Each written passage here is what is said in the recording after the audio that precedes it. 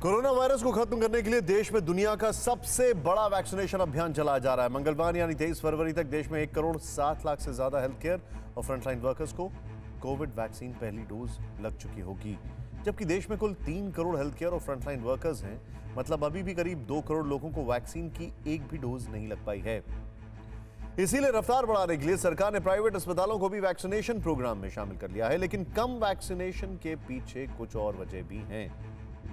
पहली वजह है कि बहुत सारे लोगों के मन में वैक्सीन के असर को लेकर आशंका है। वैक्सीन सेफ है या नहीं, ये डर है। लेकिन हकीकत यह है कि वैक्सीन पूरी तरह सेफ है। बाकी बीमारियों की वैक्सीन की तरह ही इसमें भी मामूली साइड इफेक्ट ही सामने आए हैं। गंभीर मामले ना के बराबर दिखे हैं। दूसरी वजह है कि बहुत सारे लोगों का ये मान लेना कि कोरोना धीरे धीरे खुद ही खत्म हो रहा है। भारत में हर्ड इम्यूनिटी डेवलप होने लगी है और इस सोच को कोरोना के कम होते आंकड़ों ने बल भी दिया है। लेकिन जिस तरह बीते कुछ दिनों से देश के कई राज्यों में अचानक मामले बढ़ने लगे हैं, नए स्ट्रेन मिले हैं, उसे साफ कर दिया है कि हर्ड इम्यूनिटी होना मुश्किल है। हम सबको यह ध्यान रखना चाहिए कि एहतियात बरतकर कोरोना से बचा जा सकता है, लेकिन कोरोना के खिलाफ कवच वैक्सीन ही दे सकती है। इसीलिए जब तक आपका नंबर नहीं आता तब तक एहतियात बरतें। नंबर आते ही वैक्सीन लगवाएं। वैक्सीन से ही कोरोना के कहर को कमजोर किया जा सकता है।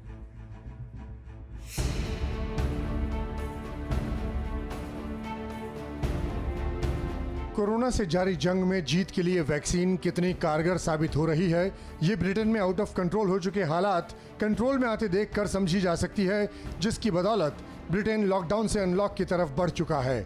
हमने जो बात कही उसे वैक्सीनेशन को लेकर 2 स्टडीज भी पुख्ता कर रही हैं, जिसके मुताबिक यूके में कोविड वैक्सीनेशन की वजह से हॉस्पिटलाइजेशन में बड़ी कमी आई है। इंग्लैंड में हेल्थ केयर वर्कर्स से जुड़ी स्टडी के डेटा के मुताबिक फाइजर की वैक्सीन की एक डोज लगवाने के बाद उसमें कोरोना संक्रमण के मामलों में 70% की कमी आई, जो दूसरी डोज लगवाने के बाद 85% हो गई। सीनियर सिटीजन को एक डोज लगने के बाद ये देखने को मिला है कि उनके शरीर की प्रतिरोधक क्षमता 57% तक बढ़ी है। सिंगल डोज के बाद ही बुजुर्गों के हॉस्पिटलाइजेशन और मौत के मामले 75% तक घटे हैं। यूके में वैक्सीन वाकई में संजीवनी की तरह काम कर रही है और ये बात स्कॉटलैंड में हुई स्टडी में भी सामने आई। स्कॉटलैंड में फाइजर की वैक्सीन की पहली डोज लगने के 4 हफ्ते बाद हॉस्पिटलाइजेशन में 85% की कमी आई, जबकि ऑक्सफोर्ड एस्ट्राजेनेका की वैक्सीन लगने के बाद ये आंकड़ा 94% तक देखा गया। यूके में वैक्सीनेशन ज्यादा और जल्दी हो रहा है। उसकी बड़ी वजह है वहां के लोगों में धीरे धीरे हिचका खत्म होना और वहां की जनसंख्या कम होना। यूके की आबादी करीब 6.25 करोड़ है और इसी के चलते जो यूके चंद हफ्ते पहले तक कोरोना की नई लहर और नए स्ट्रेन से बेहाल हो रखा था, अब वो धीरे धीरे लॉकडाउन हटाने की ओर बढ़ चला है। सिर्फ यूके ही नहीं बल्कि कई यूरोपीय देश भी वैक्सीन का असर दिखने के बाद बॉर्डर बैन खत्म करने पर राजी हो गए। लेकिन हिंदुस्तान में सीन पलट गया है। जहां चंद हफ्ते पहले तक कोरोना का ग्राफ गिर रहा था, वो अब बढ़ने लगा है। लॉकडाउन लौटना शुरू हो गया है। जिन राज्यों में कोरोना के केस बढ़ रहे हैं उनसे बाकी राज्यों ने दूरी बनानी शुरू कर दी है। इसमें दिल्ली का नाम भी जुड़ गया है। अब दिल्ली में आने के लिए महाराष्ट्र, केरल, पंजाब, मध्य प्रदेश और छत्तीसगढ़,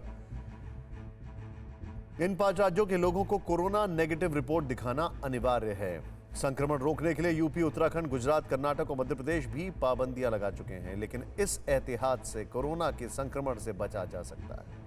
इसलिए हम आपसे एक बार फिर अपील करते हैं कि कोरोना के खिलाफ कवच वैक्सीन ही दे सकती है। इसीलिए जब तक आपका नंबर नहीं आता तब तक एहतियात बरतें और नंबर आते ही वैक्सीन लगवाएं और उसके बाद भी एहतियात बरतते रहें। तब जाकर हिंदुस्तान में कोरोना के कहर को असली मायने में कमजोर किया जा सकेगा। देश में कोरोना के मामलों में फिर से बढ़ोतरी की चिंता तो बढ़ रही है, लेकिन इसके साथ ही फिक्र कम करने वाली खबरें भी आ रही हैं। आम लोगों के लिए जल्द ही वैक्सीनेशन की शुरुआत हो सकती है, जिससे महामारी के सेकेंड वेव पर काबू पाया जा सकता है। फिक्र आपकी, सोमवार से शुक्रवार रात 9 बजे सिर्फ TV9 भारतवर्ष पर।